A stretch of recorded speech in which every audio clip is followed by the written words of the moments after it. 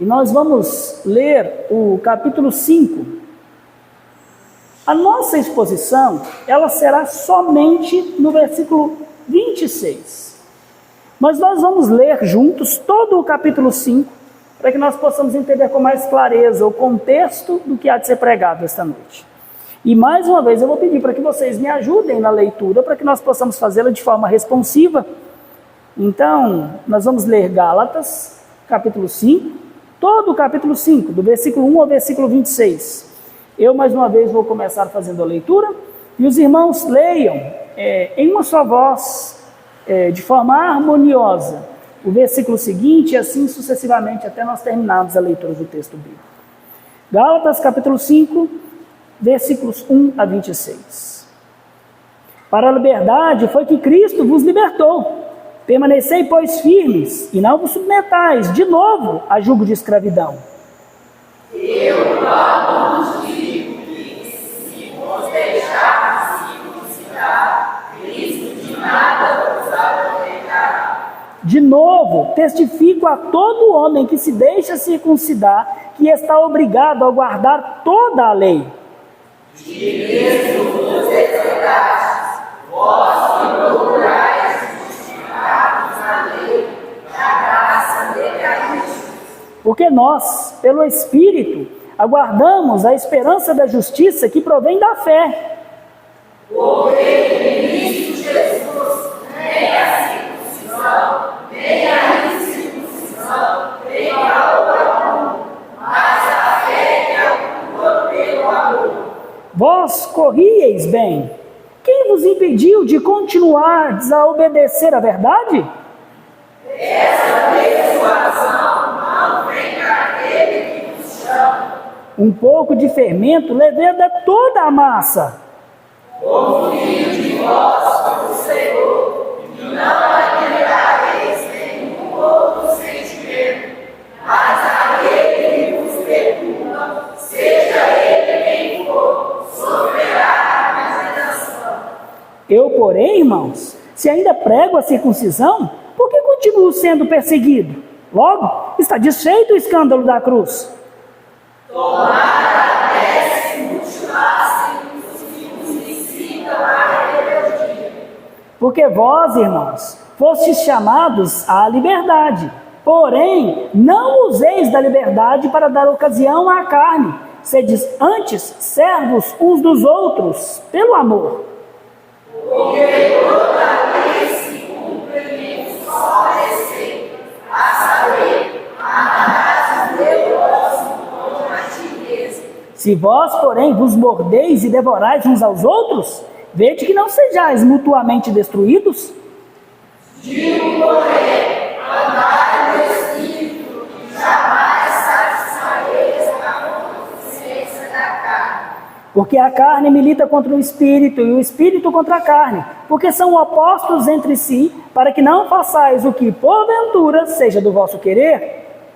Mas se sois guiados pelo Espírito, não estáis sob a lei. Ora, as obras da carne são conhecidas e são prostituição, impureza, lascívia, Idolatria, feitiçarias, inimizades, porfias, ciúmes, iras, discórdias, dissensões, facções, invejas, bebedices, glutonarias e coisas semelhantes a estas, a respeito das quais eu vos declaro, como já outrora vos preveni, que não herdarão o reino de Deus os que tais coisas praticam. mas o fruto do Espírito é amor, alegria, paz, longanimidade, benignidade, bondade, fidelidade, Mansidão, domínio próprio. Contra estas coisas não há lei. instrução de Cristo Jesus, crucificado na carne, com as suas paixões e concupiscências. Se vivemos no Espírito, andemos também no Espírito. Não nos deixeis possuir de vanglória, provocando uns aos outros, tendo inveja uns dos outros. Amém. Senhor, lida a sua palavra Ajuda-me a mim, teu servo, para que como ministro dela, a meditação do meu coração e as palavras dos meus lábios sejam agradáveis a ti, ó Shemim e Redentor meu. Edifica o teu povo, santifica-o, corrige-nos, repreende-nos, ensina-nos conforme a sua palavra, confronta-nos e muda-nos e converte-nos a ela. Sim, ó Espírito, converte-nos à palavra de Cristo, porque a palavra de Deus, essa é a verdade. Assim nós oramos e te damos graças, no nome santo do nosso Redentor Jesus Cristo. Amém e amém. Meus irmãos, nestas nossas análises destes 25 segredos para vencermos a crise de unidade e comunhão na igreja, nós já refletimos em 6 deles. Depois de nós sermos unidos a Cristo mediante a fé, nós devemos amar, acolher, saudar, cuidar igualmente, nos sujeitar e suportar uns aos outros. E todos esses mandamentos recíprocos, eles são mandamentos que constroem relacionamentos na igreja do Senhor Jesus. Hoje nós começaremos a estudar aqueles mandamentos recíprocos que protegem esses relacionamentos, que protegem a unidade e a comunhão na igreja do Senhor. E nós vamos começar com o mandamento para não termos inveja uns dos outros. Eu imagino que vocês se lembrem que quando nós estudamos o mandamento recíproco para nós termos igual cuidado uns para com os outros, nós nos lembramos do fato de que lá na igreja de Corinto, certos irmãos, eles foram dotados por dons de maior notoriedade na igreja. E em especial o dom de línguas, que era, por assim dizer, cobiçado por todos. Mas nós também falamos daqueles irmãos que foram dotados pelo Espírito de dons muito importantes, mas de pouca visibilidade na igreja. E aquela falta de compreensão da doutrina da unidade do corpo de Cristo, onde cada membro, por mais discreto que possa parecer, ele tem o seu lugar e valor no corpo, fazia com que aqueles irmãos que achavam que tinha faltado no culto, onde os melhores dons haviam sido distribuídos, sofressem um tipo de orgulho avesso, uma inveja vestida de humildade. Lembram da analogia do corpo que Paulo nos ensinou? A qual ele diz que os pés, sobretudo os pés, nos dias da antiga Palestina, naquelas estradas empoeiradas, passavam a maior parte do tempo presos e muito mal acomodados em calçados duros e muitas vezes mal cheirosos. Na analogia, Paulo diz que os pés, diante dessas circunstâncias, eles poderiam se sentir tentados a ter inveja das mãos, porque elas participavam pública e livremente dos mais interessantes contatos, das comunicações, das tarefas mais importantes do corpo. E então, tomado de inveja, os pés poderiam murmurar dizendo: porque eu não sou pé, não pertenço ao corpo. E é interessante que se o pé pensasse ou sentisse isso, ninguém jamais ficaria sabendo, não é verdade? Quando nós lemos Provérbios 14:30, nós lemos o seguinte: o coração em paz, um coração contente, dá vida ao corpo, mas a inveja apodrece os ossos. Ou como diz a nossa tradução, é a podridão dos ossos. A inveja nas escrituras, ela é comparada ao que hoje nós conhecemos como câncer, uma doença silenciosa, mas que quando não identificada e não tratada, corrói e mata, destrói tudo que está ao seu caminho. A inveja também é assim, um pecado silencioso, que é capaz de se esconder aos olhos das pessoas. E quando não identificado e não tratado, da mesma forma, ele corrói e destrói a unidade e o amor na igreja. nós vamos perceber que no nosso texto de hoje, a inveja, essa doença mortal à unidade na igreja, é o que Cristo quer afastar totalmente do seu corpo. E o remédio predito por ele é a própria cruz, é a humildade que procede da cruz, é a certeza de que ao morrermos na cruz, há uma glória muito maior nos aguardando em Deus, o nosso Pai. O remédio que ele nos oferece é a liberdade que ele nos trouxe por meio do Evangelho. E a bênção de termos sido abençoados com o Espírito Santo de Deus, para vivermos a liberdade dos verdadeiros filhos de Deus. É por isso que o que eu espero fazer essa noite é mostrar, meus irmãos, porque em Cristo, Deus já nos libertou da escravidão do pecado e nos concedeu o Espírito. Agora nós devemos rejeitar a inveja como uma obra da carne e lutarmos pela unidade na igreja. Porque Deus em Cristo, Ele nos libertou do domínio, da escravidão do pecado e nos concedeu o Espírito Santo. Nós devemos rejeitar a inveja como uma obra maligna da carne e lutarmos pela unidade na igreja. Por isso, o tema para a nossa devoção, para a nossa meditação essa noite é: não tendes inveja uns dos outros. Não tendes inveja uns dos outros. E nós vamos começar a nossa reflexão essa noite entendendo um pouco deste contexto. E nesse contexto de Gálatas 5:26, nós vamos entender que onde o Espírito reina, a carne morre. Esse é o nosso primeiro ponto. Onde o Espírito reina, a carne morre. Paulo, ele escreveu essa sua carta aos Gálatas por volta do ano 48, 49, imediatamente ao fim da sua primeira viagem missionária e um pouquinho antes do concílio de Jerusalém, em Atos 15. Logo após chegar a Antioquia para um merecido período de férias, então Paulo já recebe notícias de que alguns judeus convertidos ao cristianismo, que são chamados de judaizantes, eles estavam ensinando às igrejas da Galácia, que Paulo tinha plantado, que os crentes gentios, aqueles que não eram judeus de natureza, para que eles pudessem ser salvos, eles precisavam sim crer que Jesus Cristo era o Salvador, mas eles também precisavam fazer a parte deles cumprindo a lei, especialmente se deixando circuncidar. E essa atitude, meus queridos, ela estava gerando na igreja uma certa vanglória, provocação entre os irmãos e inveja uns para com os outros.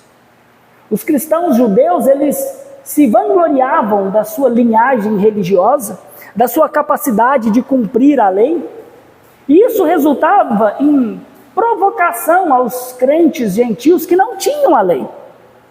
Por sua vez, os gentios, eles sentiam inveja daqueles que tinham aparência de maior autoridade espiritual, de maior santidade, porque eles conheciam e eram capazes de guardar a lei de Deus. O versículo 26, o versículo do nosso texto, que contém o nosso mandamento recíproco desta noite, ele encerra o capítulo 5, que vai tratar da liberdade cristã. Foi para a liberdade que Cristo vos libertou, disse Paulo. Mas neste capítulo, Paulo também coloca e deixa claro o cumprimento da lei cerimonial que se deu em Cristo Jesus. Isso do versículo 2 até o versículo 15. E então ele termina o capítulo colocando em contraste as obras da lei e o fruto do Espírito, dos versículos ali 19 até o 23. O versículo 26 é um chamado apostólico para que os crentes da Galácia vivam segundo o Espírito e não segundo a carne. Se vivemos no Espírito, andemos também no Espírito, escreveu Paulo no versículo 25.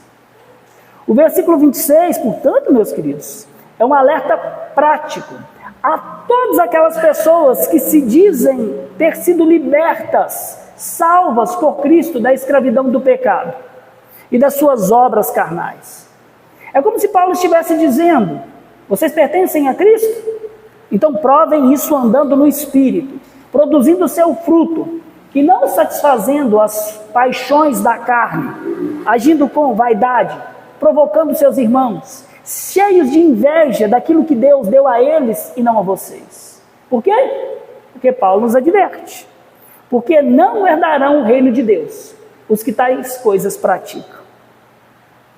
Por isso, se vivemos no Espírito, andemos também no Espírito. E como que a gente faz isso? Versículo 26.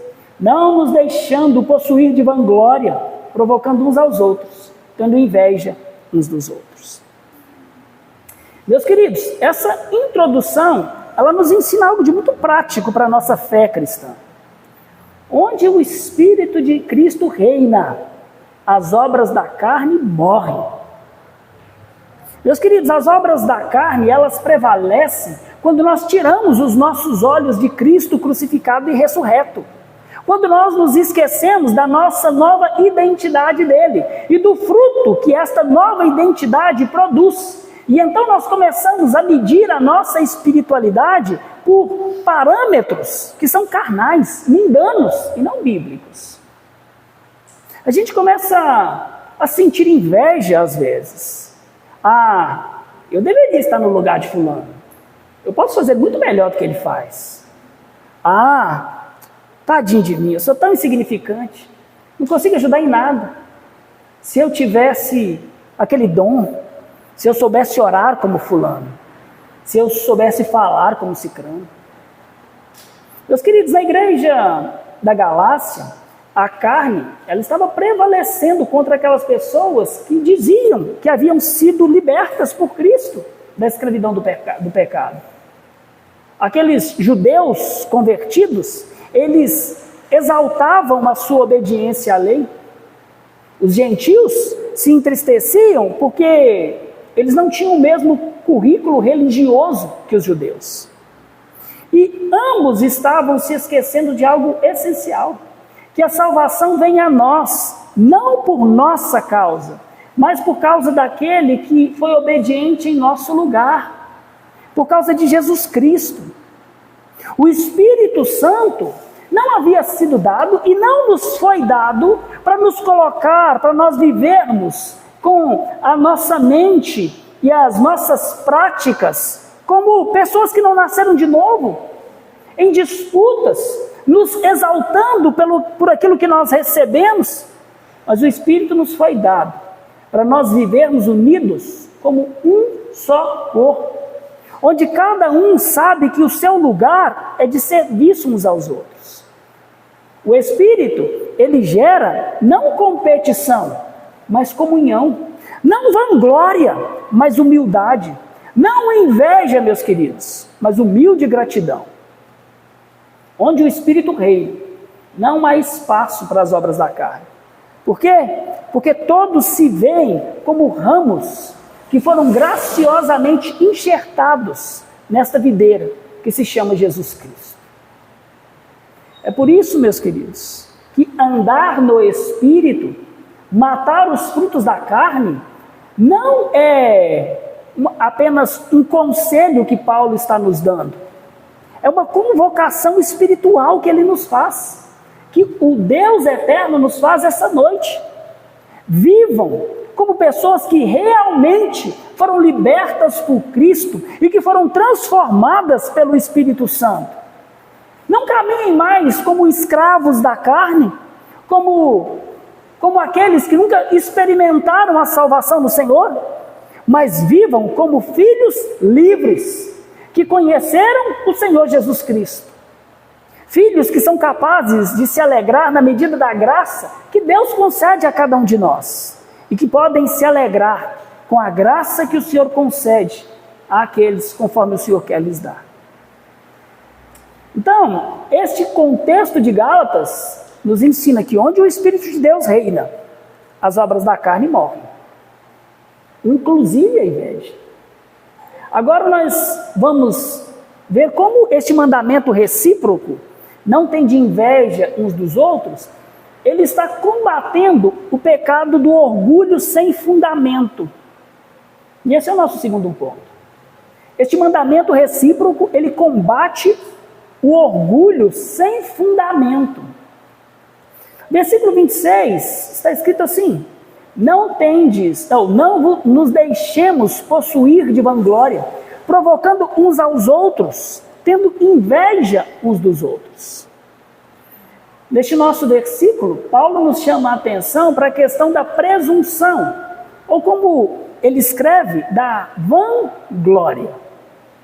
A palavra grega vanglória é kenodoxia, ela é composta de duas partes. A primeira é kenos, que significa vazio. A segunda é doxa, que significa glória ou honra. O significado desta palavra é vazio de glória. Ou, para ficar mais claro para a gente, um orgulho sem qualquer fundamento. Uma autoexaltação sem fundamento. Os cristãos judeus da Galácia, eles queriam se mostrar mais espirituais, mais santos, mais fiéis. Não por amor à santidade de Deus, não para servir como exemplo legítimo aos seus irmãos na fé, mas para aparentar uma maior espiritualidade diante dos homens. O fundamento dessa espiritualidade, ou suposta espiritualidade deles, meus queridos, não era a graça, mas o seu próprio desempenho. E o pior, eles diziam àqueles outros cristãos gentios que haviam se convertido a Cristo, de que se aqueles gentios quisessem ser espiritualmente tão grandes quanto eles deveriam fazer a mesma coisa, obedecer à lei de Moisés. Porém, o orgulho que esses judeus tinham era um orgulho vão, vazio, sem fundamento. Esse senso de espiritualidade ou de superioridade espiritual deles estava enraizado na carne, na sua própria força, e não na graça e no poder do Espírito Santo. Meus queridos, muita gente se deixa dominar por essa ilusão de uma suposta superioridade espiritual baseada no seu próprio desempenho. E quando isso acontece, isso se torna fonte de tristeza, de provocação, de inveja dentro da igreja. Resulta na quebra da unidade pela fé e faz com que nós nos tornemos um péssimo testemunho da unidade e do amor que existem na Santíssima Trindade. Fazendo com que os descrentes duvidem que exista de fato qualquer poder sobrenatural agindo sobre nós. Visto que eles contemplam a igreja e vem uma multidão de supostos crentes que dizem haver sido salvos do domínio do pecado, vivendo como verdadeiros descrentes. Isso não deve ser assim, meus irmãos. Enquanto orava por nós, o Senhor Jesus Cristo nos ensinou que quando nós vivermos unidos, como Ele e o Pai são unidos, é neste momento que o mundo irá crer que Jesus Cristo é o eterno Filho de Deus, que foi enviado para salvar um povo exclusivamente seu e zeloso de boas obras. Meus queridos,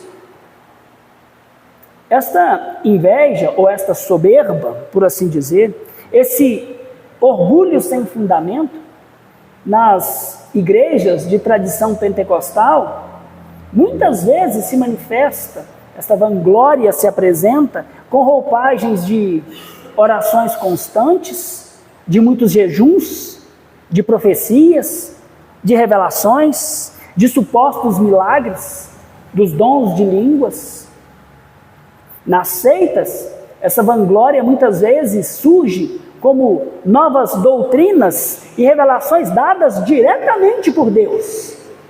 Nos autoproclamados títulos de bispo, de apóstolo, e agora tem até o pai-póstolo. Sim, meus queridos.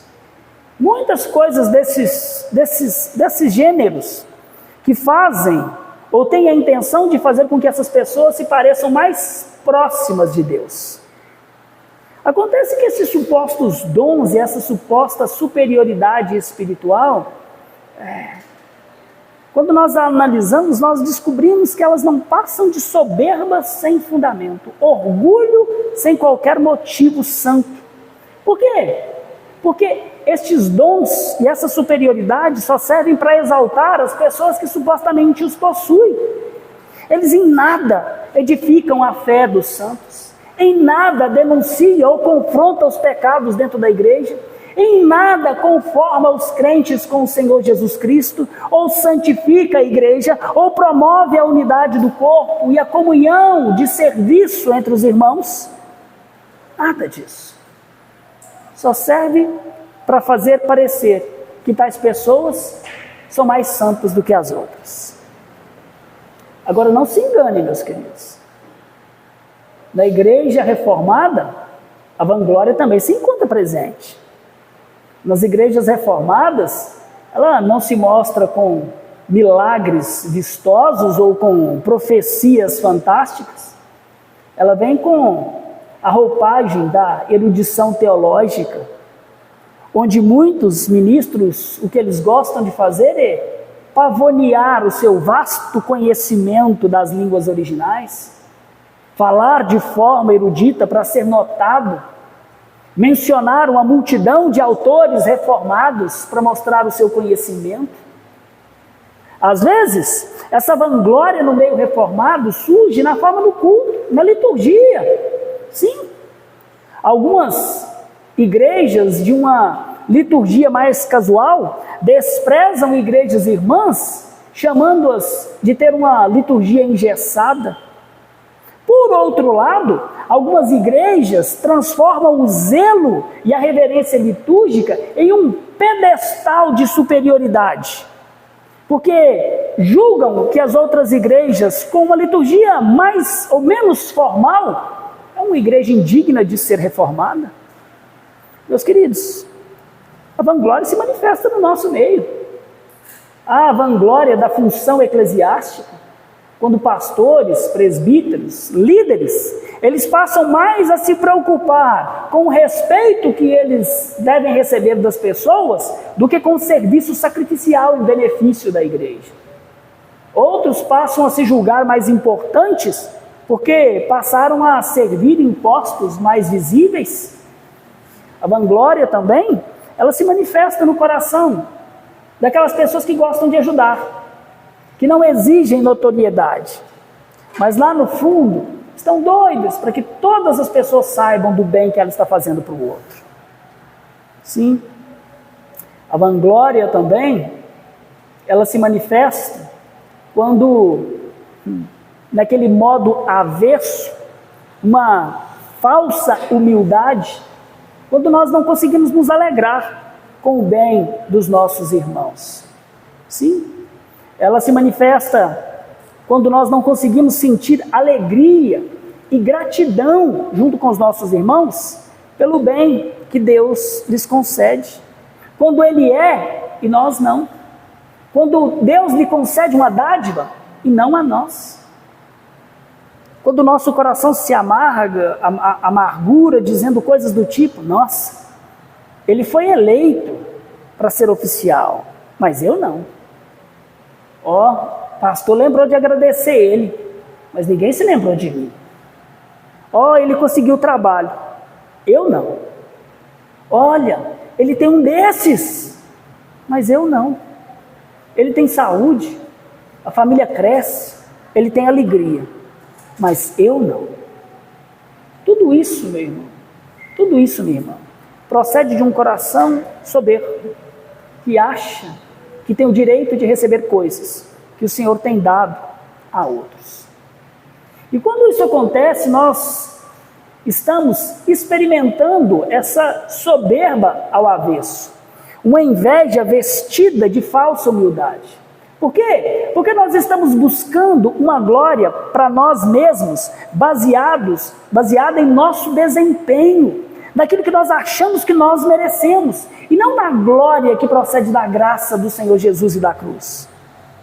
Quando nós permitimos que isso aconteça, nós estamos adorando aos nossos próprios desejos, buscando servir ao nosso ego e não a Cristo. Vejam como Paulo, em 2 Coríntios, capítulo 10, versículo 11, ele nos dá um exemplo, primeiro nos mostrando o erro, que é buscar servir ao seu próprio ego.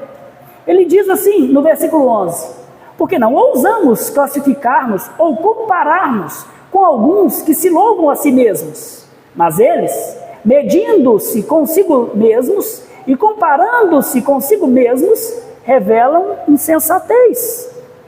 E depois de dizer que é insensatez buscar servir ao seu próprio ego, à sua própria glória, no versículo 12, Paulo nos aponta o caminho da santidade, quando ele diz: nós, porém, não nos gloriaremos sem medida, mas respeitamos o limite da esfera de ação que Deus nos demarcou. Meus queridos, há sim uma medida em que é justo nós nos gloriarmos nas conquistas que nós temos. Sim, é bom quando nós nos gloriamos por passarmos em um concurso, quando nós nos gloriamos com os nossos filhos quando vão bem numa prova, quando nós nos gloriamos por termos conseguido tirar a carteira de habilitação. Todas essas coisas são lícitas. Agora, o que é pecaminoso, o que nós não podemos, é nos aborrecer quando Deus, por sua exclusiva soberania, estabelece limites que nós não podemos transpassar e concede aos outros aquilo que Ele não quis nos dar. Quem foi liberto do domínio do pecado não se exalta além da medida daquilo que Deus lhe concedeu. E aqui é uma aplicação importante para nós. Não deixe que o espelho do ego tome o lugar da cruz na sua vida. Meus irmãos, esse nosso texto, ele nos coloca diante de um espelho. E não é um espelho qualquer. É o espelho da lei de Deus. Sim, a lei que revela as deformidades que existem na nossa alma religiosa, que abandonou a cruz do Senhor Jesus Cristo para seguir o reflexo do seu próprio ego, dos seus próprios desejos.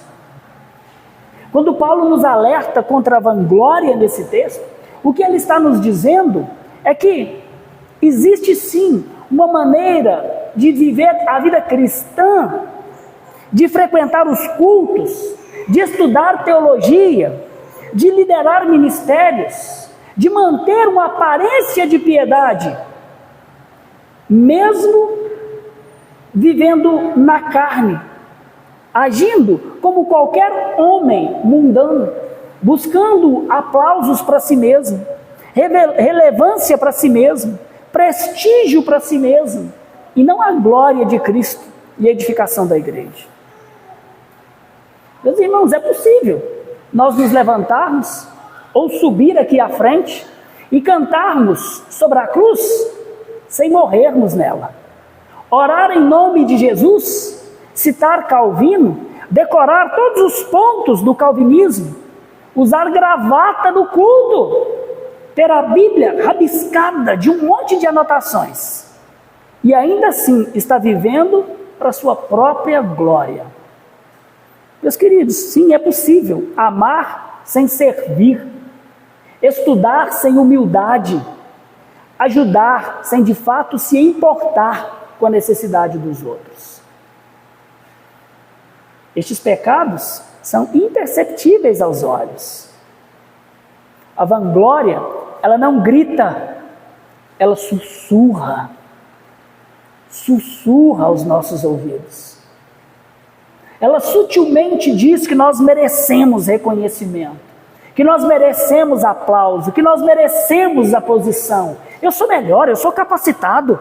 Como ninguém vê isso? E quando nós não recebemos o que nós desejamos, nasce a inveja, nasce a tristeza ou o desprezo pelo irmão. E tudo isso milita contra a unidade do corpo do Senhor Jesus. E como é que nós podemos corrigir isso? Com o Evangelho da Graça. O Evangelho nos chama, meus queridos, a olharmos para Cristo, que não buscou glória para si mesmo. Antes, Ele se esvaziou temporariamente dela. Ele não veio para servir ou para ser servido, mas veio para servir e dar a sua vida em favor de muitos. O Espírito que Ele nos concedeu, Ele não nos impulsiona para o mal, mas nos impulsiona para nós sermos imitadores do Senhor Jesus Cristo.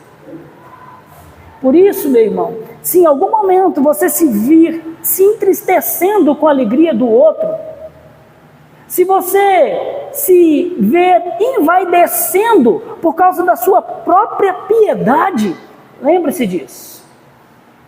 Não somos nós que brilhamos, mas nós somos salvos para refletir a glória do Senhor Jesus Cristo. Ele é o centro. A cruz é o nosso padrão. Por isso, não permita jamais que o espelho do ego substitua e tome o lugar da cruz na sua vida. A glória que nós reluzimos é só a glória de Cristo. Então, no coração onde o Espírito de Cristo reina, a carne morre. Este mandamento recíproco, não tendes inveja uns dos outros, combate o pecado do orgulho sem fundamento. Mas agora nós precisamos saber qual é o antídoto contra a inveja. E o antídoto contra a inveja é a fé em Cristo e a gratidão a Deus.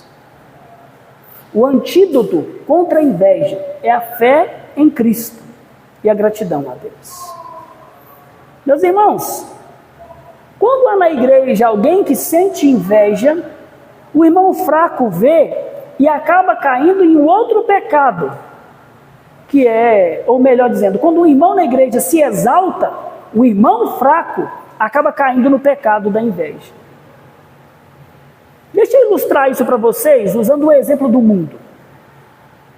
Pensem como, por exemplo, para cada artista ou ídolo do esporte que vive se ostentando, demonstrando a sua coleção de carros caríssimos, enchendo os pulsos e os pescoços de ouro, para cada ídolo desse, para cada artista desse, há milhares e milhares de pessoas se corroendo pela inveja, desejando aquela vida, aquela ostentação, aquela riqueza. Onde há alguém que se ostenta, há alguém que sente inveja. Tais pessoas, elas estão o tempo todo aflitas na alma delas, porque elas se tornaram escravas e tomaram para si a referência de um padrão que elas provavelmente nunca vão alcançar na vida delas. A inveja, meus queridos, ela é tão destruidora, tão corrosiva quanto a vanglória. A diferença é que enquanto o que se vangloria se corrompe numa exaltação sem fundamento, o invejoso, ele é devastado pelo sentimento de inferioridade, pelo sentimento de incapacidade de obter aquilo que Deus quis dar para outras pessoas. Meus irmãos, certo estudioso explicou uma vez muito bem que quando um crente sente inveja dos dons, dos bens ou das alegrias que Deus concede a outro irmão e não a ele, tal crente se mostra ingrato para com Deus. Ingrato.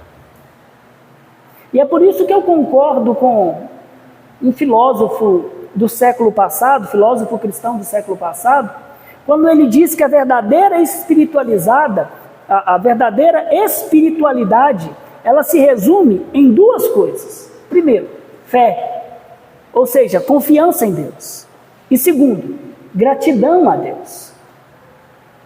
Onde nós encontramos a inveja, nós devemos ter um sinal alerta, um sinal vermelho, acendendo no painel espiritual das nossas vidas, para poder mostrar que a fé e a gratidão, eles estão em níveis baixos e provavelmente muito perigosos.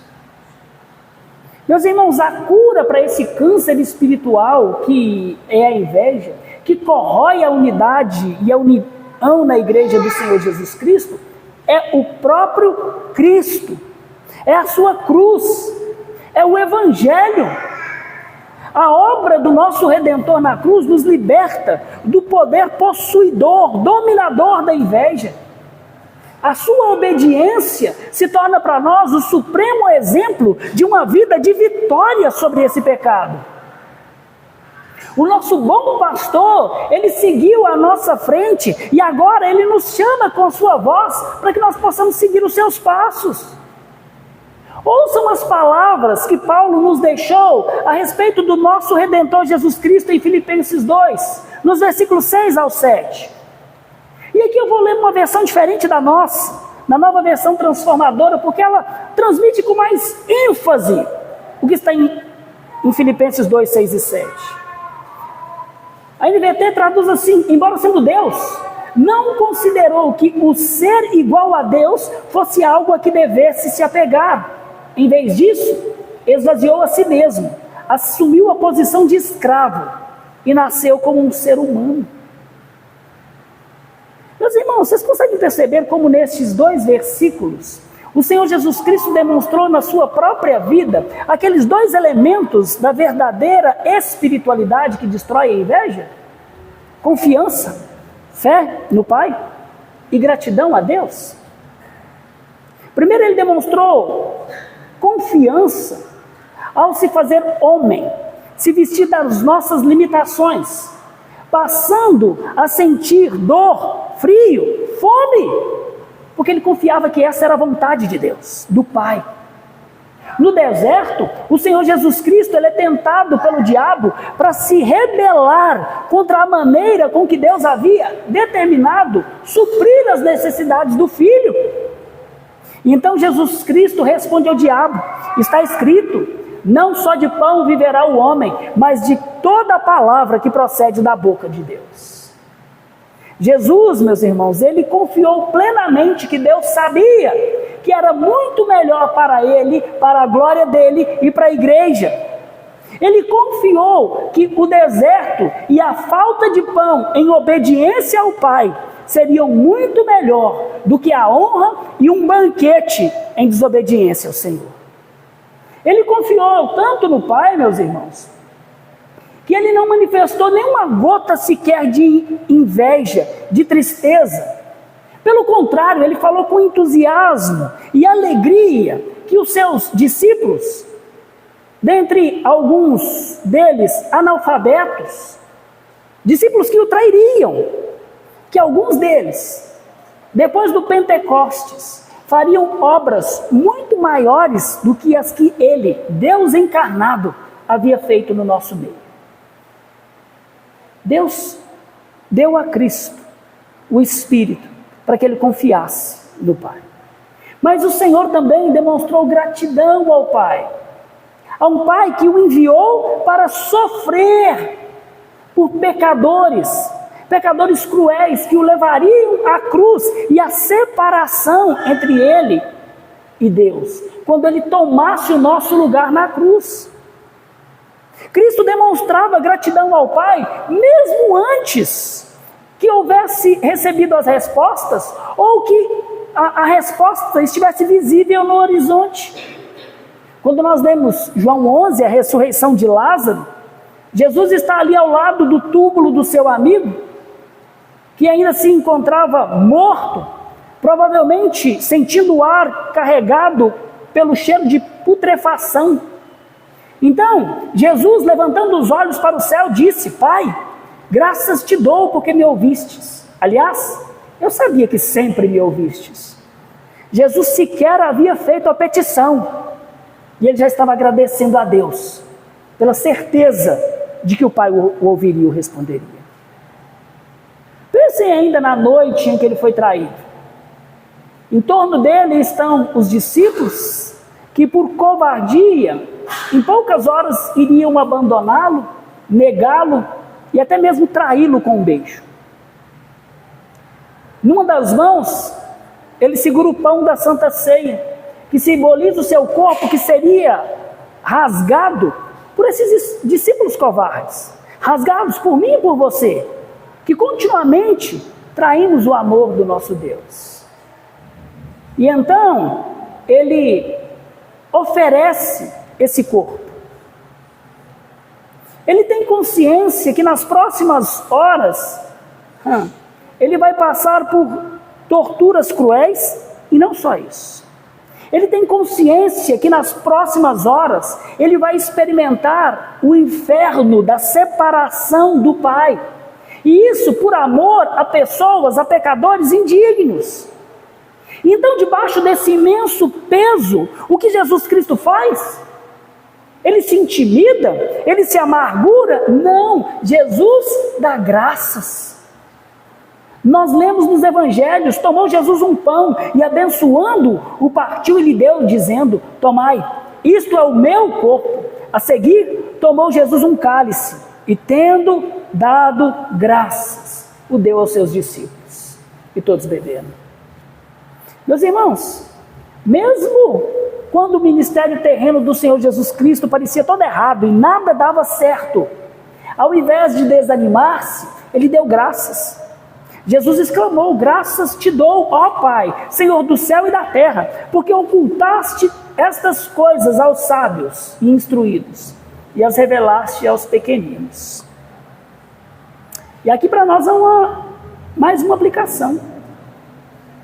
Essa atitude de fé e de gratidão ensinadas pelo nosso Senhor Jesus Cristo em momentos críticos da vida dele, nos mostra que a cura da inveja está na cruz do Senhor Jesus Cristo.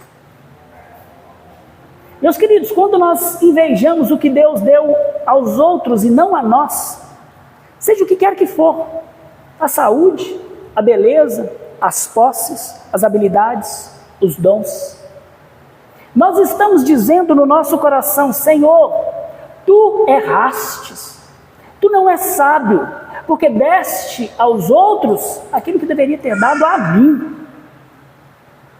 E isso, no fundo, para o cristão, é uma rebelião sutil contra a sabedoria e a bondade de Deus.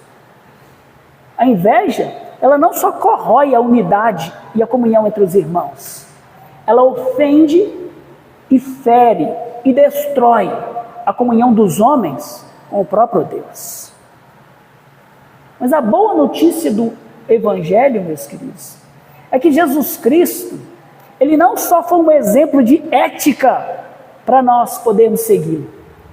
Não, porque se ele não tivesse feito o que fez, nós continuaríamos escravos da carne. A boa notícia do Evangelho é que o Senhor Jesus Cristo veio destruir as obras do pecado, e Ele veio nos libertar para a liberdade dos filhos de Deus, e nos libertar do domínio e da condenação pelo pecado da vanglória e da inveja. Ele nos oferece cura para agora. Ele nos oferece contentamento no amor de Deus e plena confiança de que Deus é bom e sabe o que nós precisamos. Meus queridos, olhem para Cristo, olhem para o Filho eterno, para o glorioso, digno Filho de Deus, de todo louvor, que abriu mão temporariamente da sua glória celeste, que se esvaziou, que se vestiu da nossa carne, que caminhou como um homem limitado entre pecadores ingratos. Contudo, ele nunca sentiu inveja de ninguém. Pelo contrário, ele se alegrou quando os outros eram exaltados. Ele louvou ao Pai mesmo na dor e serviu com humildade até a morte, e morte de cruz. A pergunta é: por que o Senhor Jesus Cristo fez isso? Por que ele suportou a cruz, a vergonha, a dor? Por que ele passou por todas essas coisas sem sentir inveja, sem se vangloriar? Meus irmãos, o autor de Hebreus, no capítulo 3, nos responde, quando ele nos diz que por causa da alegria que lhe estava proposta, onde? Junto ao Pai, ele suportou a vergonha da cruz. O Senhor Jesus Cristo estava plenamente contente, ainda que não houvesse recebido a honra e a glória que lhe eram devidos na terra. Ele estava contente com a cruz, com o sofrimento e com a vergonha, porque ele sabia que quando ele morresse na cruz e ressuscitasse, ele receberia de volta aquela glória que sempre lhe pertenceu e desfrutaria da alegria perene de estar com o Pai. Foi na cruz que ele encontrou a plena conformidade com a vontade do Pai. E a sua alma estava contente, satisfeita em poder voltar para o Pai. Ele estava contente em saber que havia uma alegria e uma honra proposta para ele, quando depois de morrer em humilhação na cruz, ele ressuscitaria em glória, quando o seu ministério terreno chegasse ao fim. Meus queridos, Cristo é para nós o antídoto contra a inveja, porque Ele nos mostra na cruz o amor do Pai em um grau puro e sacrificial. E quem descansa, meus irmãos, neste amor não precisa mais. Quem morre na cruz juntamente com Cristo, porque sabe que para ele é uma glória vindoura muito maior do que qualquer uma que ele pode receber neste mundo, que sabe que é amado por Deus e que o Pai tem nele todo o seu prazer, não precisa mais se comparar uns com os outros, não precisa mais competir uns com os outros, não precisa mais se angustiar por não ter recebido o dom que outro recebeu, por não ter as coisas e as dádivas que o outro tem. Ele sabe que ele tem um tesouro muito maior e muito mais duradouro em Cristo Jesus. Ele sabe que quando o Senhor Jesus Cristo se manifestar, ou chamar para estar com Ele, ele vai experimentar a verdadeira glória que esse mundo jamais poderá nos dar. É o Evangelho, meus queridos, que nos livra da escravidão de ter que provar o nosso valor para as outras pessoas, mostrar que somos superiores. É o Evangelho que nos chama a viver pela fé em Deus, confiando que a porção que Deus nos concede é o melhor que nós precisamos. E nos chama a viver com gratidão pela sabedoria divina que nos dá exatamente aquilo que nós precisamos para a glória dele, para o bem eterno da nossa alma e para a edificação da igreja de Cristo. Por isso, examine o seu coração. Se você tem se entristecido com a alegria de outros, com os dons que os irmãos receberam, se você tem olhado para as bênçãos do irmão com amargura, com suspeitas de que Deus realmente te ama, confesse esse pecado ao Senhor. Confesse. Olhe para a cruz. Ali o Senhor Jesus Cristo morreu para perdoar não só do pecado da inveja, mas de todo o pecado que nos separa de Deus. Ele morreu e ressuscitou para libertar todo aquele que crê da escravidão de qualquer e de todo pecado. Agora, levante seus olhos, mantenha-os fixos no Redentor, mantenha-os fixos naquele que morreu e ressuscitou. Confie que Deus é bondoso, que o Pai te ama e agradeça a Ele por toda e qualquer porção que Ele quiser te dar. O contentamento, meus queridos, é um sinal visível de uma fé viva. A gratidão é a música do céu que os crentes cantam na terra. Que nós enchamos os céus de louvores de gratidão.